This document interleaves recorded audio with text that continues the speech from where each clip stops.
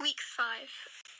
So for the warm-up for week 5, I've decided to incorporate dynamic stretches with the pulse raiser. So the stretches aren't actually held, but basically they're called leg swings. So it's basically lunges into the knee. So you raise your leg up, and then as you bring it back down, you go into a lunge position. But it's really high intensity, so they should be working anaerobically, so to 80 to 90% of their maximum heart rate.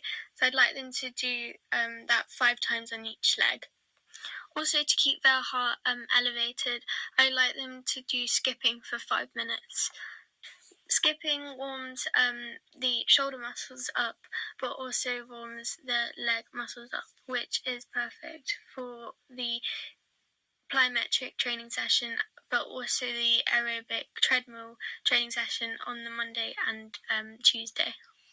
This warm-up adds variation so that the client doesn't get bored of doing the same sort of thing over and over again. Also, I've chosen to do dynamic stretches again with the legs and arms, as this is appropriate for my client to warm themselves up properly. I didn't mention it before in the other weeks of the training sessions, but the reason why I haven't chosen to do ballistic stretching during the warm-ups or the cool-downs is because I think that there's an increased risk of injuring the client due to the fact that the ligaments and tendons are being overstretched when they don't need to be. Because ballistic stretching involves fast movements to try and override the muscle spindle apparatus to try and force a larger range of movement. So this could result in injury for my client, which isn't very good when they're trying to improve components of fitness. So once again, the dynamic stretches I'd like my client to do are lunges, so 7 reps of those on each leg, squats, 7 reps of those on each leg, and the arm stretches. So whilst walking, putting your arm behind your head and then pulling on the elbow to create a stretch in the shoulder, but also pulling the arm across the chest to create a stretch in the side of the arm. I'd like them to do 7 reps of those on each arm as well. The reason why I've continued to do arm stretches is because of the plyometric session on the Tuesday, as this involves the use of the arms, and if they are not warmed up properly could result in them overstretching or causing a muscle tear. For the cool down, I'd like the client to skip for 2 minutes, but then jog on the treadmill an RPE of 4 for 5 minutes.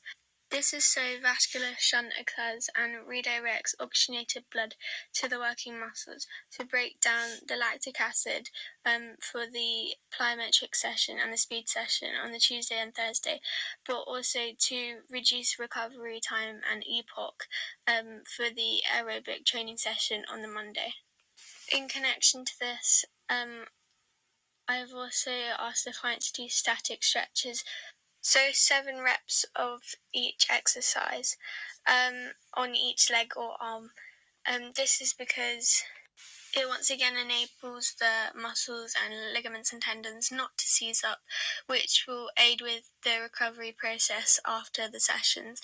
The arm stretches I'd like my clients to do are shoulder stretches, so by interlocking your fingers and then reaching above your head as far as you can, this should create a stretch in your shoulders.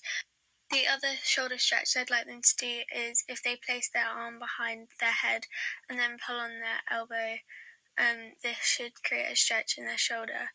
Next, I'd like them to do the arm stretch where they pull their arm across their chest, which should create a stretch down the side of their arms. The leg stretches I'd like them to do are squats, lunges, hamstring stretches, and gastrocnemius stretches.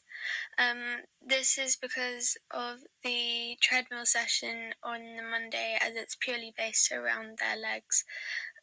However, on the plyometric session on the Tuesday, they are using their arms, so that's why I'd like to cool down their arms as well. For Monday's session, I've continued to follow progressive overload by increasing the duration of the treadmill exercise by 10%. The reason for the variations of machines is so that each machine works a different muscle group.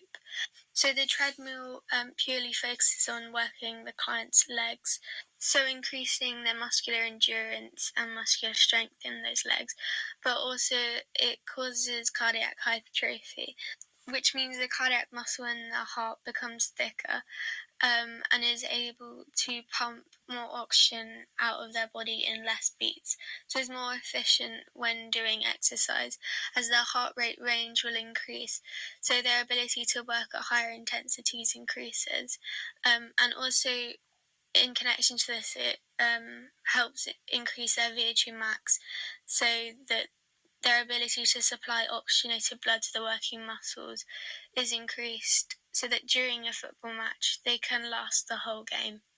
On Tuesday's session, I've kept the flexibility exercises the same. So there's still the hamstring stretches, both of them where they put the band around the sole of their foot and then lift their leg up so their knee is slightly bent, and then they straighten it again, which will cause a stretch.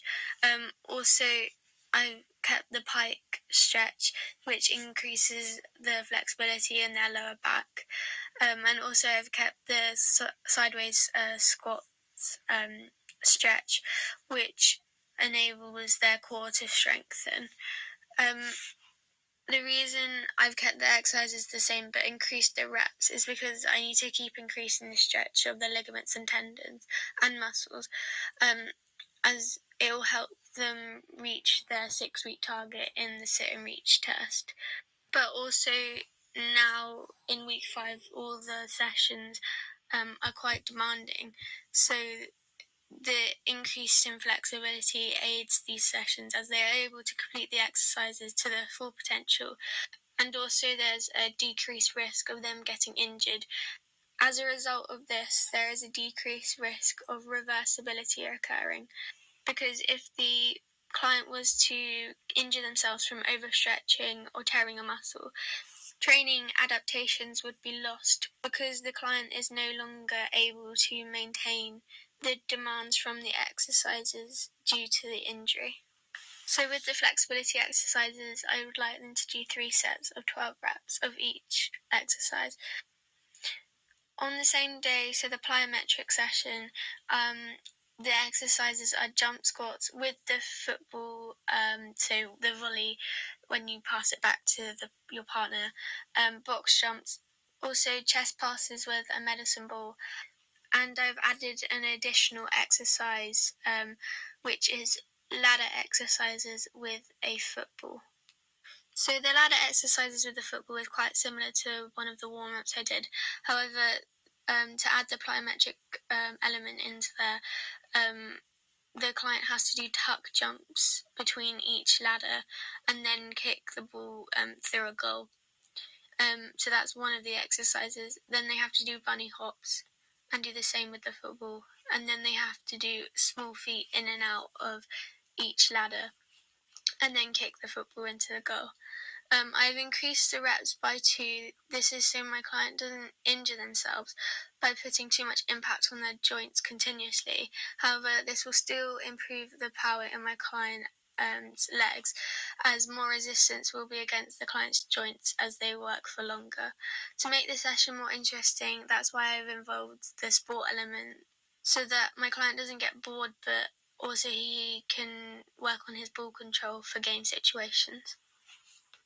For Wednesday, it's the same. I have asked them to go for a 15-minute swim to reduce the effect of DOMS, but due to the high-intensity plyometric session on the Tuesday. For Thursday's session, I have reduced the recovery time to allow the body to adapt, so that the muscle fibers thicken, but also the APTPC stores adapt to a longer distance, but for a shorter recovery time. As adaptations would have occurred in the previous weeks, but that was across a shorter distance. So now they need to adapt to the body sprinting for a longer distance and then still able to recover quickly to supply that energy that the body needs to jump or sprint again.